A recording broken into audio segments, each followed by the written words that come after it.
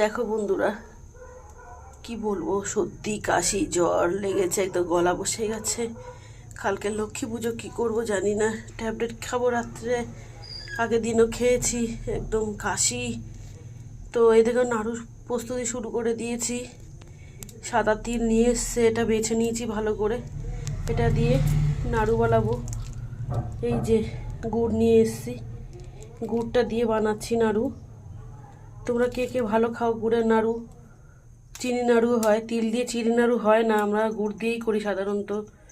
মুড়ির মোয়া, চিড়ের মোয়া, তিলের মোয়া, তারপরে তোমার আটকলাই ভাজা, খইতে গুড় মাখানো, সব কিছু করি। ঠিক আছে বন্ধুরা, করে নিই, দেখা হবে অন্য কোনো ভিডিওতে।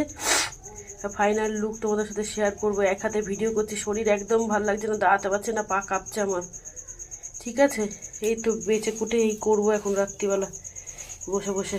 এইগুলো একদম ভালো করে ভেজে নিয়েছি, একটু কাঠকলায় ভেজে নেবো আগে, তারপরে গুড় পাকা আসলে দিয়ে দেবো। ঠিক আছে, রাখি।